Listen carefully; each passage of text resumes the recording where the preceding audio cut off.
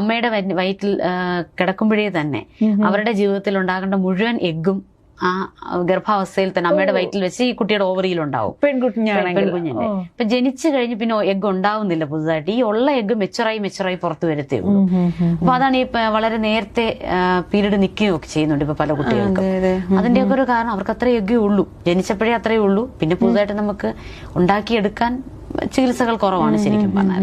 അപ്പൊ ഇങ്ങനെയൊക്കെ ഒത്തിരി, അപ്പൊ ഇതൊക്കെ ചിലപ്പോൾ ഒരു പരിധി വരെയൊക്കെ ചിലപ്പോൾ അമ്മയുടെ ഗർഭാവസ്ഥയിൽ ഇരിക്കുമ്പോൾ തന്നെ ഈ പറഞ്ഞ പോലെ ഇപ്പം ഷീജ സൂചിപ്പിച്ച പോലെ മാനസിക സമ്മർദ്ദങ്ങളൊക്കെ തന്നെ അതിനെയൊക്കെ ബാധിക്കുന്നുണ്ടാകും. അത്തരം മേഖലകളിലേക്കൊക്കെ കൂടുതൽ ചിന്തകളും പഠനങ്ങളും ശരിക്കും പറഞ്ഞാൽ ആവശ്യമാണ്. പിന്നെ നേരത്തെ ചോദിച്ചാൽ എന്തൊക്കെ നമുക്ക് ചെയ്യാൻ കഴിയുന്നു, അപ്പൊ അതിനെക്കുറിച്ച് പറയുകയാണെങ്കിൽ ഒരുപാട് പുതിയ കാര്യങ്ങൾ ഈ IVF ചികിത്സാ രീതിയിലേക്ക് തന്നെ ഒരുപാട് നൂതന കാര്യങ്ങൾ വന്നിട്ടുണ്ട്. ഒന്ന് ഈ അസിസ്റ്റഡ് ഹാച്ചിങ് എന്നൊക്കെ ഒരു ടെക്നോളജി വന്നിട്ടുണ്ട്. അതെന്താന്ന് വെച്ചാൽ നമ്മളിപ്പോ എഗ്ഗിന്, സ്ത്രീകളുടെ എഗ്ഗിന്, ചിലരുടെ എഗ്ഗിന് ജന്മനാ തന്നെ ഈ പറഞ്ഞ പോലെ ഒരു കട്ടി കൂടുതലൊക്കെ ആയിരിക്കും. അതിന്റെ ഒരു ആവരണം, പുറത്തെ ആവരണമൊക്കെ നല്ല കട്ടിയായിരിക്കും. അപ്പൊ അതിന് പെട്ടെന്ന് ഒരു യൂട്രസിനകത്തേക്ക് ഒട്ടിപ്പിടിക്കാനോ വളരാനോ ഒക്കെ ഉള്ള ഒരു പൊട്ടൻഷ്യൽ കുറവായിരിക്കും. അപ്പൊ അങ്ങനെയുള്ള എഗ്ഗിന്റെ ആ കട്ടിയുള്ള ആവരണം അലിയിച്ച് കളഞ്ഞ് അതിലേക്ക് ഈ പുരുഷ ബീജത്തിനെ കടത്തിവിട്ട് ഇക്സി ചികിത്സാ രീതി ഒക്കെ ചെയ്ത് അതിനെ ഒരു ഗർഭപാത്രത്തിലേക്ക് നിക്ഷേപിക്കുകയാണെങ്കിൽ കുറച്ചുകൂടെ പെട്ടെന്ന് അങ്ങ് ഒട്ടിപ്പിടിക്കും. നമ്മളിപ്പോ ഒരു ഉള്ളിയുടെ തൊലിച്ച് വെച്ചാൽ കുറെ കൂടെ പെട്ടെന്ന് എവിടെയെങ്കിലും ഒട്ടാൻ സാധ്യതയുണ്ടല്ലോ എന്ന് പറയുന്ന പോലെ പെട്ടെന്ന് അങ്ങ് ഒട്ടാനുള്ള ആ ഒരു പ്രവണത കിട്ടും. അതാണ് ഈ അസിസ്റ്റഡ് ഹാച്ചിങ് സിമ്പിൾ ആയിട്ട് പറഞ്ഞ ആ ടെക്നോളജി ചെയ്യുന്നത്. പിന്നെ ഇപ്പം പുതിയ എംബ്രിയോ ഗ്ലൂ എന്നൊക്കെ പറഞ്ഞ സംഭവങ്ങളൊക്കെ വന്നുകൊണ്ടിരിക്കുകയാണ്. അത് നമ്മൾ ഈ ഗർഭപാത്രത്തിൽ നിക്ഷേപിക്കുന്ന ഈ എംബ്രിയോയെ അത് ഒട്ടിപ്പിടിക്കാതെ പോകുന്നതുകൊണ്ടാണല്ലോ വളരാത്തത്. അവിടെ ഒട്ടിച്ചു വെക്കുക, ഒരു തരം പശ, ചികിത്സാ മാർഗം. അത് വെച്ചിട്ട് അതിനെ അവിടെ ഒട്ടിച്ചു വെക്കാനുള്ള ശ്രമങ്ങൾ കുറെ നടക്കുന്നുണ്ട്. വിദേശ രാജ്യങ്ങളിലും അങ്ങനെയൊക്കെ ആയിട്ട് അതിന്റെ കാര്യങ്ങളൊക്കെ നടക്കുന്നുണ്ട്.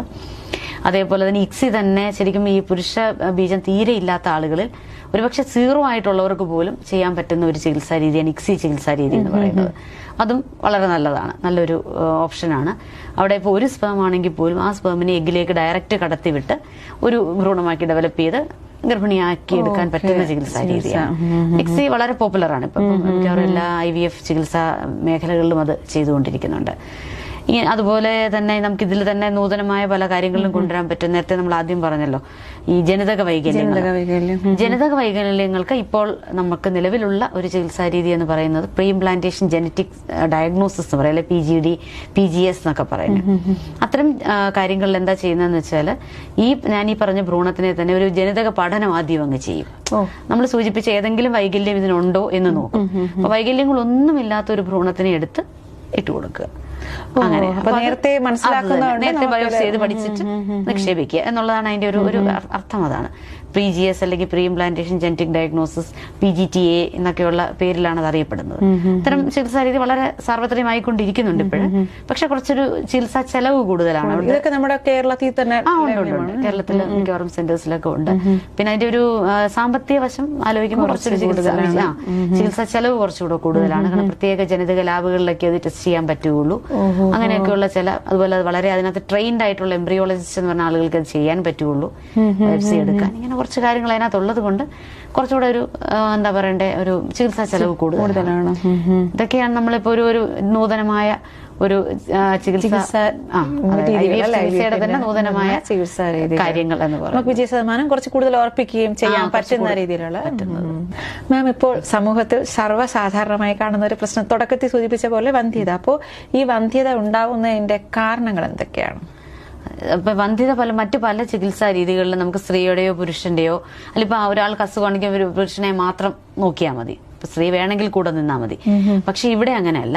സ്ത്രീയെയും പുരുഷനെ, അതായത് ഭാര്യയും ഭർത്താവിനെയും ഒരുപോലെ നമ്മൾ പരിശോധിക്കണം, ഒരുപോലെ അവരുടെ കാര്യങ്ങളെല്ലാം നോക്കണം. അതാണ് വന്ധ്യതയുടെ ഒരു പ്രധാനപ്പെട്ട ഘടകം.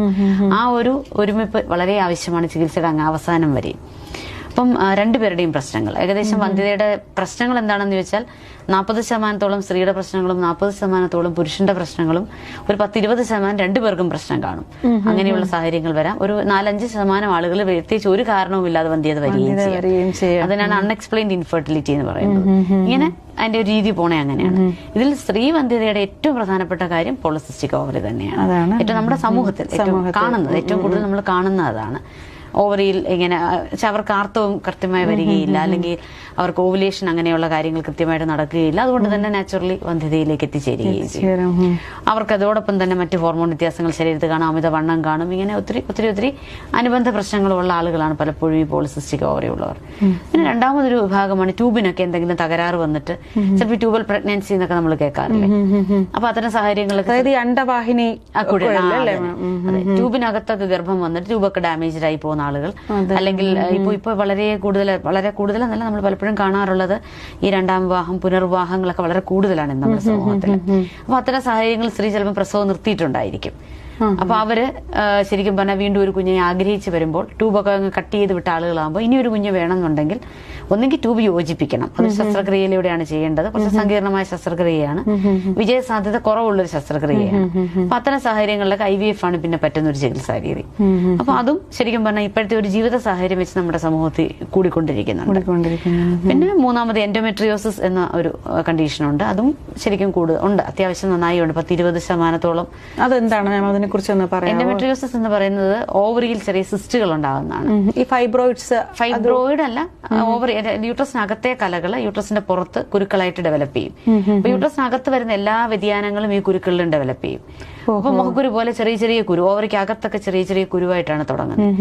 അപ്പൊ ഇവിടെ വരുന്ന എല്ലാ ചേഞ്ചസും അവിടെയും വരും. അപ്പം ഇവിടെ ബ്ലീഡിങ്ങും എല്ലാം വരുമ്പോൾ ഇത് പുറത്തു പോകാൻ ഒരു ഇടമുണ്ട്. മറ്റേ പുറത്തു പോകുന്നില്ല, ഈ കുരുക്കളിൽ തന്നെ അടിഞ്ഞു കൂടിയിട്ട് അവിടെ കിടന്ന് കളക്ട് ചെയ്ത് പിന്നെ അത് പുറത്തു പോകാതെ അതൊരു സിസ്റ്റായി അതിങ്ങനെ വീർത്ത് വന്നുകൊണ്ടിരിക്കും. കുറച്ച് നാള് ഇരുന്ന് ബ്ലഡ് അങ്ങ് പഴകി കഴിയുമ്പോൾ ഒരു ബ്രൗണിഷ് കളർ ആവും. അതുകൊണ്ടാണ് ഇതിനെ ചോക്ലേറ്റ് സിസ്റ്റ് എന്ന് വിളിക്കുന്നത്. അതാണ് ഈ എൻഡോമെട്രിയോസിസ് അല്ലെങ്കിൽ ചോക്ലേറ്റ് സിസ്റ്റ് എന്ന് പറഞ്ഞ അസുഖം. അത് ശരിക്കും പറഞ്ഞാൽ വന്ധ്യതയുടെ ഒരു പ്രധാന ഇതാണ്. അവിടെ നമുക്ക് വിജയസാധ്യത പലപ്പോഴും പുറകോട്ടായിരിക്കും. കാരണം ഈ സിസ്റ്റ് ഓവറിയിൽ ഇരുന്ന് ഓവറിയുടെ നല്ലൊരു ഭാഗം അതങ്ങ് കാർന്നതിനും പിന്നെ ഇപ്പം അവർക്ക് പൊതുവെ അവരുടെ ഓവറിയുടെ അവരുടെ വോളിയം കുറവായിരിക്കും, അവർക്ക് കിട്ടുന്ന എഗ്ഗിന്റെ അളവ് കുറവായിരിക്കും. ഇങ്ങനെയൊക്കെയുള്ള ഒരുപാട് അനുബന്ധ പ്രശ്നങ്ങൾ വരുന്നത് കൊണ്ട് പലപ്പോഴും അവരിലാണ് നമുക്ക് ഒരു വന്ധ്യതയുടെ ചികിത്സയുടെ ഒരു വിജയം കാണാൻ കുറച്ച് ബുദ്ധിമുട്ടുണ്ട്. അങ്ങനെയുള്ള സ്ത്രീകളാണെങ്കിൽ ആദ്യമേ തന്നെ പറയുമായിരിക്കും അല്ലേ, നമുക്ക് അറിയണമെന്നില്ല. ഇത്രയും വലിയൊരു 10 സെന്റിമീറ്റർ സിസ്റ്റ് ഇരുന്നാൽ പോലും ചിലപ്പോൾ അവർക്ക് ഒരു ബാഹ്യ ലക്ഷണങ്ങളും കാണത്തില്ല. പലപ്പോഴും അവർ ഈ വന്ധ്യത കാരണമായിരിക്കും നമ്മൾ ഡോക്ടറെ സമീപിക്കുന്നത് തന്നെ. അപ്പോഴായിരിക്കും അറിയുന്നത്. പിന്നെ ഈ രോഗത്തിന്റെ തന്നെ ഒരു ബിഗിനിങ് സ്റ്റേജസിലൊക്കെ ആണെങ്കിൽ ചിലപ്പോൾ ഇവർക്ക് വേദന വരാറുണ്ട്.